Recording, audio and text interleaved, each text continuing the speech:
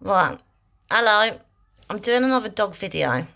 Right, this is to help people with training their dogs on lead, so that if you want to get better left and right turns and things like that. I'm not a believer in treat training when outdoors training. If you're going to do treat training, I can't emphasize enough, don't take your dog's dinner away and replace it with little treats all day long, and things like that, because you can give health problems, you can damage their tummies, you can also cause behavioural problems, and a few other things which nobody wants in their dogs or their pets, right?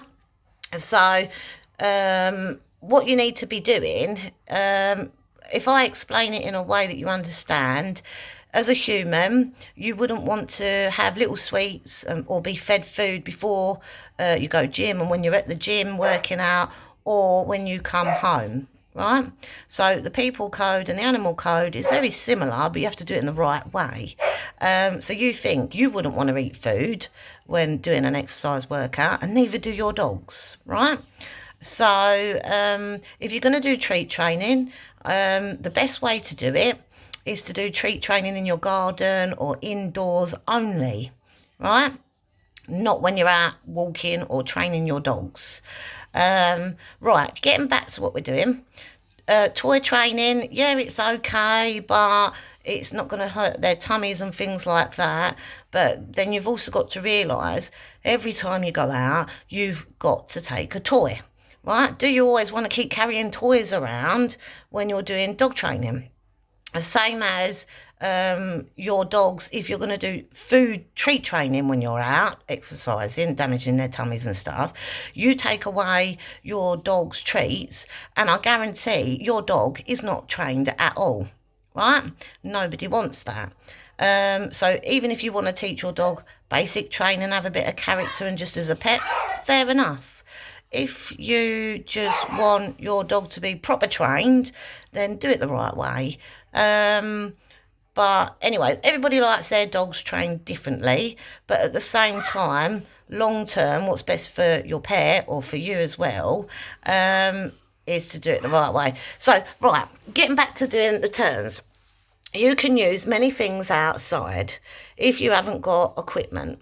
So some people might go to dog classes, or they've got all these equipments where they've got hoops or sticks, or whatever else that the dogs can use, or tunnels and things. But outside, there's lots of things that you can use. So for example, we'll talk about this in a little while. You can use trees, right? You can go in and out of trees, or you've got them low down metal post things, you can go in and out of those. But I wouldn't advise to do that training just yet, because first you need to go back and you've got to do breakdowns and do a bit at a time with your pets or your dogs, right? So what the first steps would be, you've got a dog, it's not broken in, right? You don't want to damage its tummy. You don't want to do treat training or bribe it outside, and do treat training wrong. You also don't want to be carrying toys all the time and all of that. So it's called lead check training. Now, what I would say to you is you need to, when you do turns, you've got left and right and rounds and then forward, right? So what you need to do is, you've got your dog at the side of you, so you go check, turn, but you need to give that command, right? So what I'm saying is, you do not overtalk your dogs, right? Because the same as certain people, the reason why dogs like people with autism and things is because we're blunt, straight, basically to the point. We say it how it is.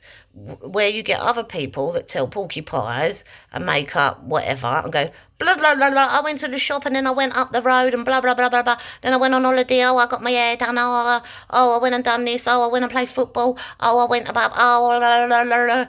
And you're over talking to your dog. All right, and that's the worst thing to do when you're training, because you imagine your dog's sitting there thinking, you're checking me, you're turning to me, but you're going blah, blah, blah, blah, blah, blah, right, over talking. And your dog's like, shit, I don't know what to do. So I'm not going to do it, right? So what then happens is the dog will not do what you're asking it to do in training. So you then have to think short direct. So like for instance, if you're checking, you can go, hey, check, turn. Or you can go, one, check, turn. And two can mean something else. Like in another video I done, with sitting, you can go sit, lay down. That's 2 words. But you see what I mean? They want 1 word straight and direct, right? So you could say, for instance, chocolate or tree. But as long as you're saying it in that way. So like 1, 2, 3. But you need to just say 1 and then check, turn, yeah? But you can use whatever word you want. The dog will respond to any word as long as you're saying it in the same way. 1. Ah! You see what I mean? So it's quick, sharp, short. And that's why they bring out clicky things for you people. So you can go 1 click, 2 click, or you can go, or you can do other things, right? But you must not ever overtalk your dog, because they will not do it. Even if you check and turn them, they'll just look at you and go, what do you want me to do? And it's the same as when you play music and say, I'll play the music or put the telly on for your dogs. It's because your dogs are thinking, oh, the telly's on, oh, the music's going, and yeah, they like it, but at the same time, it's just relaxing and switch off time. Same as when you're training. You don't want them switching off and doing that when you're training. So, right, getting back to it. But if you do not get the check and the or 1, and that sharpness, you need to get the voice. So you check at the same time. So you go, check, turn, right? And then you can go, or you can go, 1, check, turn. So you're basically using your voice, check, turn. Some people don't always get the checking and the turning right. So then I teach them another way before I tell them about putting the voice involved in it. So what I will say to them is, stamp your foot, check, then turn.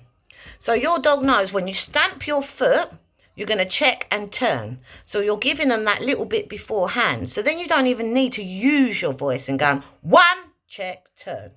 Or chocolate, check, turn. Or turn, check, turn. Do you see what I mean? So you could even just stamp your foot, but you've got to be sharp when you stamp your foot. So you stamp your foot, check, turn. And this is how you do it. Then later on, if you want to, you can then add 1, check, turn. Yeah? So it's all about motion.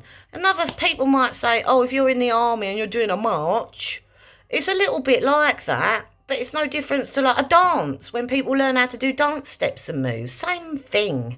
The only difference is you've got a dog lead and a check. And then all you're doing is going 1, check, turn. Or stamp your foot, check, turn. Right? And that's how you do it properly. Without using treats, without using toys.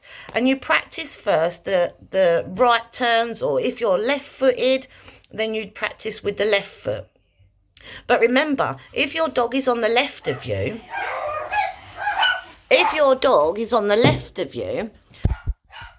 quiet, I've got my ones going off now. Right, but if your dog is on the left of you, what you need to do is the foot that you stamp is the foot next to your dog on your left foot, you stamp, check, turn. Yeah? But remember, autistic people, we are very straight, blunt, direct, and you need to get like dancers, that method in organisation going, and the way it flows, right, like a dance move. So it's stamp the foot, check, turn, and it's a bit like army, isn't it, really? But it's not. All these things are straight, direct, and to the point.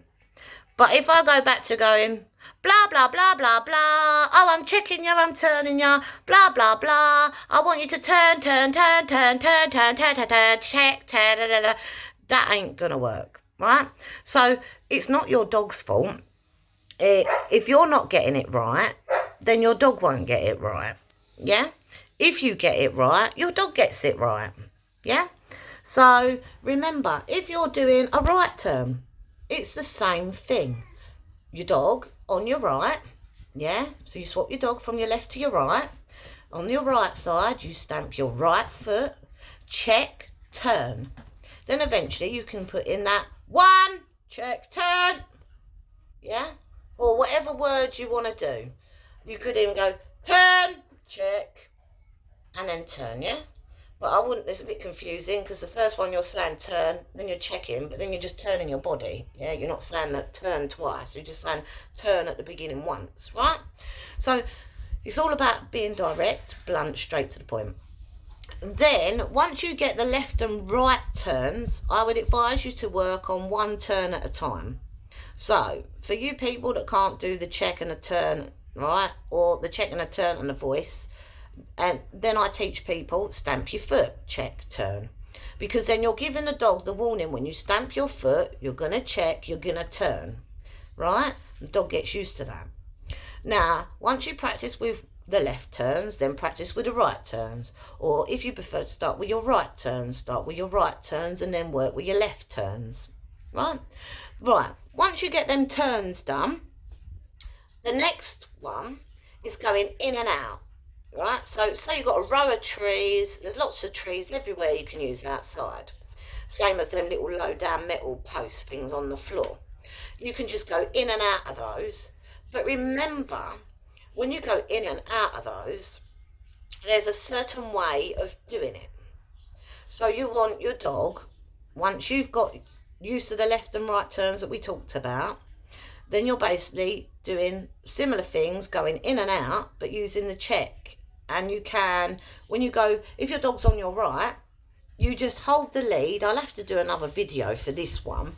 But yeah, I think I'll do another video because otherwise it's just going to go on and you know. But for the moment, this video is about left and right turns, right? How you break it down and you do a bit at a time. You do not overwork your dogs and go, I've took them out 10 times a day, blah, blah, blah, blah, blah, blah, blah, right? Because as much as people go, oh yeah, walk your dogs as much as you can, it's really good for them. Yeah, walking them is good for them. But dogs are no difference to people, right? You don't always want to go out.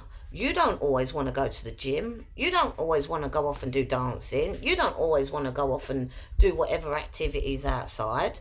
Sometimes you just want to sit indoors, watch a bit of telly, put the kettle on, have a cup of tea, and just chill and sit down, you know.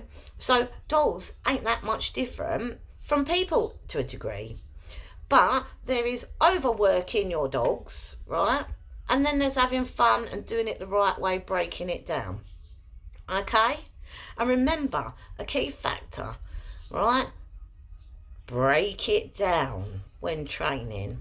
And start off with like 20 minutes. Half an hour, 40 minutes, you know, but I wouldn't overwork them because the same as people, you don't want to be sitting there overworking yourself and doing all that. So why the hell would your pet?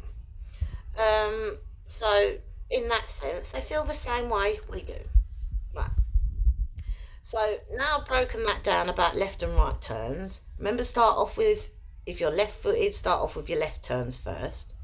If you're right-footed, start off with your right turns first. Then once you get those ones done, then you can start with the other leg and the turns, right? And then do the other ones. Then once you get the left and right turns done, we'll talk about figure 8 training as well. And we'll also talk about going in and out of things. And another one is going like round and round trees and things like that. It's to help with turns and being sharp, because sometimes if you get all your pets, basically, especially dogs, they're not broken in, so they're like, oh, I'm a little child, I can do what I want, and they're not broken in. So you can tell which ones and not broken him. And then when you break him in the right way when done, and I mean not breaking him, don't beat your animal, don't sit there and bribe them, don't sit there and do all these things. I mean, proper do it the right way, and the amount of loyalty and respect and honour and oh my god, the reward of it all between you as a handler with your dog or your pet, you know, your companion, it is mind blowing. It is amazing because they're doing it with you out of love, right? And they're also doing it out of respect, and they get you, and you've got that bond, right, for life. And like they can't emphasize enough, you know, the most stressful time for certain animals is that you know, you imagine your family member, your child, and you're like, well, I've had a child, don't want it now, I'm going to dump it, right? And some people do that because one, they can't cope, or they don't want them in the first place, or whatever reasons has happened, right? But at the same time, you imagine how that child feels the same as your pet, and you're basically going, well, I bought you. You've come from your mum and dad. I've took you on. You don't have a choice. This is how this works in this world, and now you're my pet, right? Pets are not handbags. Pets are not cars. They're not fashion statements, right? They're companions, right? And they deserve to have that loyalty and a bit of respect. And when they end up in pounds and things like that because you had a fashionable dog or fashionable cat or fashionable pet or whatever it was, and now you've overbred them, right? That's not their fault. You as a human wouldn't want to keep pumping out loads of children, would you? And on top of that, when you've had too many, or you can't cope, right, or you can't do it right as a parent, then bloody hell, I wouldn't advise anyone to get pets. But at the same time, if you are responsible, and remember, dogs and cats can live into their 20s, 20 something years if you're lucky, right? They're called legacy legends, and that is a real thing, right? And you think you breed them, you get how many litters per cats and dogs, right? And you think how many of them get permanent homes and how many get bought and then dumped when they've had enough. And you think them poor animals, they can live how many years? And then you think, oh my God, now there's too many in the pounds and things. They get overrun, and then what happens is them poor pets and them, you know, they get put to sleep, or they never find their homes. Or you know, and the most stressful time for them is when they think, oh, I've come from my mummy and daddy, I've now got a new family or a new owner, and now I've got that bond. Oh no, they've dumped me now, they don't want me, you know. And imagine how that makes the dogs or the animals feel, because that's exactly how children feel, right? When they get dumped by their parents or they get hurt or whatever else. And dogs and that and other animals, they feel exactly the same way, and cats and that as well. So you've got to remember that also animals know that when they're not loved and they find somewhere where they are loved, you see the reward, you see the change, you see the difference from, you know, that scared animal, that pet that someone's dumped. It's got all these behavioural problems, and then you sit there thinking, well, you get children exactly like that, and that's because, you know, they've not been trained the right way or taught the right ways, and they've not had those mechanical skills like taught to them or given to them. So it's same as animals, you know. If your animal's doing not the right behaviour, then it means it needs to be corrected. And yeah, same as children, you know, you correct them, and it's all about the learning and teaching. And then once you get that, then obviously you see the results change. You see for the better what happens.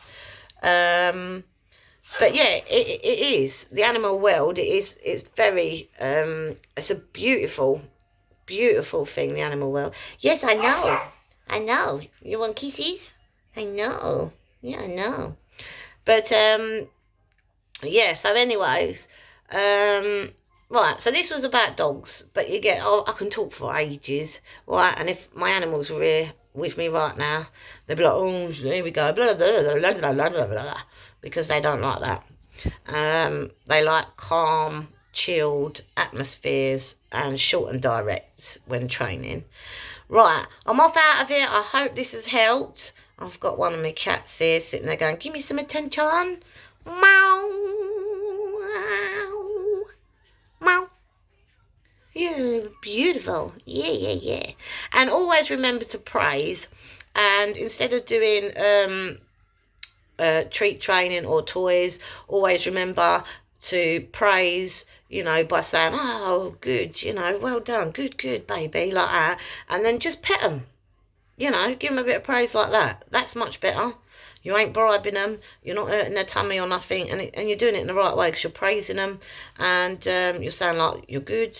You imagine as a person, if I kept going to you, oh, you're nasty, you're horrible, you're this, you're that, blah, blah, blah, blah, blah, blah, blah, blah, blah, it's going to do two things: knock your confidence, or you're going to turn into a nasty person, right?